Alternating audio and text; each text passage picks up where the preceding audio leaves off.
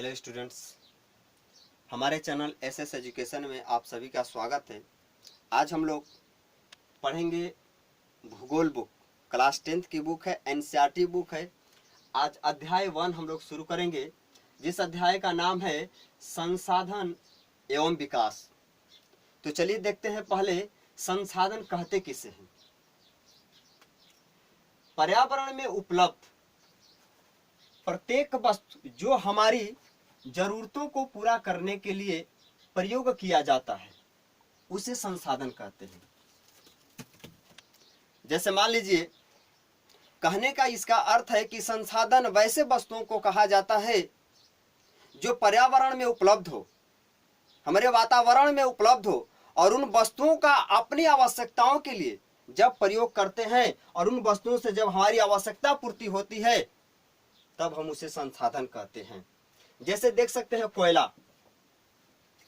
कोयला जब हमें धातु पिघलाने के लिए जब जरूरत पड़ती है तो कोयला हमारे आवश्यकता की पूर्ति करती है। इस प्रकार से जो भी हमारी आवश्यकता को, जो भी वस्तु हमारी आवश्यकता का पूर्ति करता है उसे संसाधन कहते हैं। जैसे मान लें कि कोयला हमारे लिए संसाधन हो जाता है। जैसे पेट्रोल का है, यदि मोटर कार के लिए हमें जरूरत पड़े, मोटरसाइकिल के लिए जरूरत पड़े तेल का, पेट्रोल का, तो यह पेट्रोल जो है हमारे हित में हमारी आवश्यकताओं को पूर्ति करता है, अर्थात इसे हम संसाधन मान सकते हैं। तो जो भी कोई भी वस्तु हो, दुनिया की कोई भी वस्तु हो, आप स्वयं क्यों ना हो, यदि हमारे लिए आवश्यक है, हमारी आवश्यकता को यदि आप पूर्ति करते हैं तो वह संसाधन माने जाते हैं। लेकिन एक कारण है इसमें,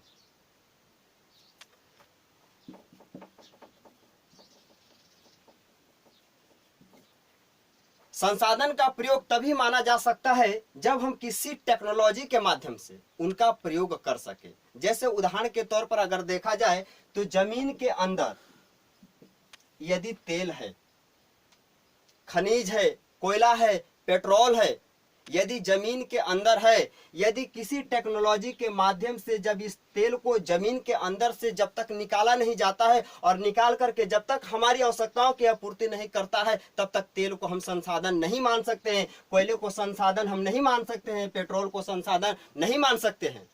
जब तक कि किसी टेक्नोलॉजी के माध्यम से हम पेट्रोल का प्रयोग अपने आवश्यकता की पूर्ति करने के लिए, टेक्नोलॉजी के माध्यम से कोयला को खानों में से खन करके अपनी आवश्यकताओं को पूर्ति करने के लिए जब हम इसका प्रयोग नहीं करते हैं तो इसे हम संसाधन नहीं मान सकते। संसाधन वैसे माना जाता है जो किसी टेक्नोलॉजी के माध्यम से हम अपनी आवश्यकताओं को पूर्ति करते हैं, जिस वस्तुओं को, उसे हम संसाधन कह सकते हैं।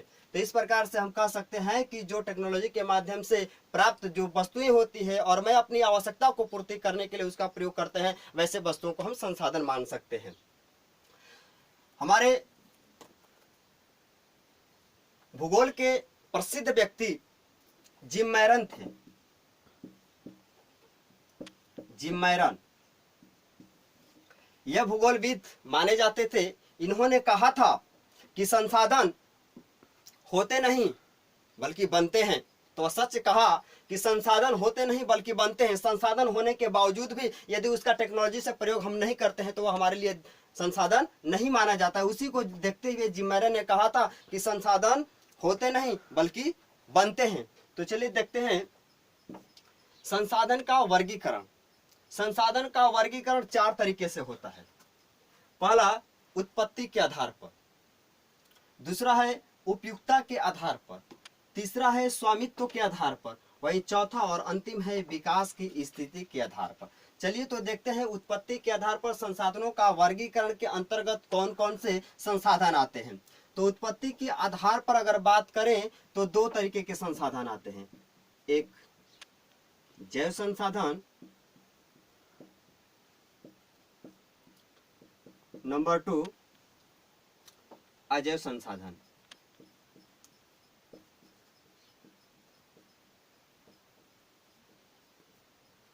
अजैव संसाधन। वही सेकेंड नंबर पर उपयुक्तता के आधार पर। उपयुक्तता के आधार पर कौन कौन से संसाधन आते हैं, तो इसके अंतर्गत भी 2 संसाधन आते हैं। नंबर 1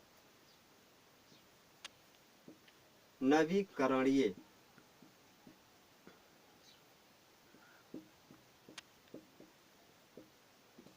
नवीकरणीय संसाधन। दूसरा है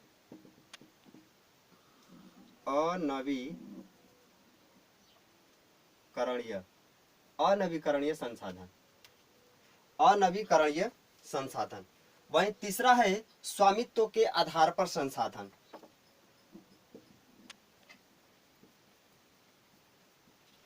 व्यक्तिगत संसाधन। नंबर 2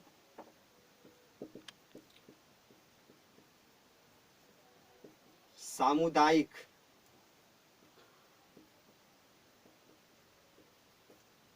संसाधन। तीसरा है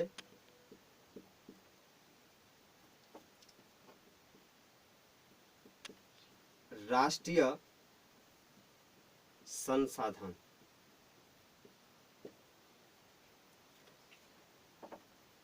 लास्ट और चौथा है अंतर्राष्ट्रीय संसाधन, राष्ट्रीय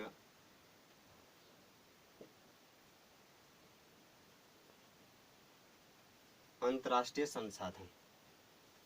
वही अगर विकास की स्थिति पर देखा जाए तो इसके अंतर्गत भी 4 तरीके के संसाधन आते हैं। नंबर 1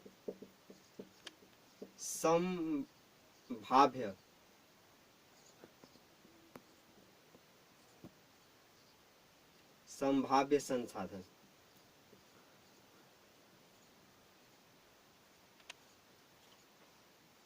सेकेंड नंबर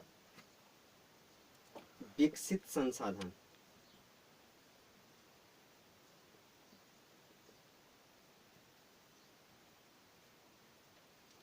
तीसरा नंबर है भंडार।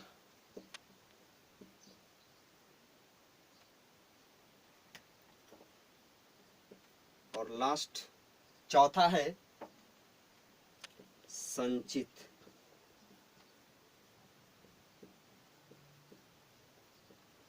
संसाधन।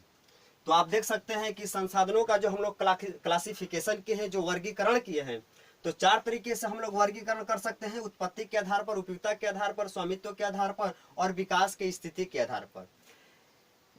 उत्पत्ति के आधार पर हमने बता दिया कि संसाधन कितने प्रकार के होते हैं। उपयोगिता के आधार पर हमने बता दिया कि संसाधन कितने प्रकार के होते हैं और कौन कौन होते हैं। वही स्वामित्व के आधार पर अगर देखा जाए तो संसाधन कितने प्रकार के होते हैं और कौन कौन होते हैं।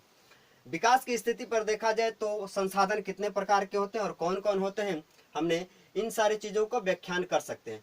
चलिए, संसाधन को हम एक तरीके से और समझ सकते हैं। संसाधन को एक चार्ट के माध्यम से हम समझते हैं।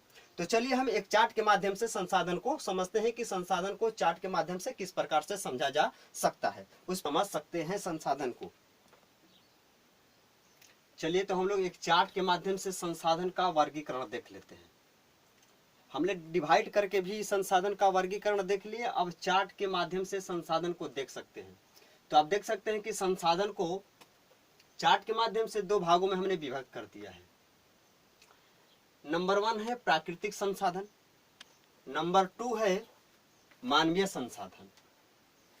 संसाधन के 2 पार्ट, प्राकृतिक संसाधन, मानवीय संसाधन। प्राकृतिक संसाधन को 2 भागों में बांटा गया है। पहला है नवीकरणीय संसाधन, नंबर 2 है अनवीकरणीय संसाधन। नवीकरणीय संसाधन को अगर देखा जाए तो नवीकरणीय संसाधन को भी 2 भागों में बांटा गया है। एक सतत, जिसको दूसरे नाम प्रवाह के नाम से भी जान सकते हैं, और सेकेंड है जैव।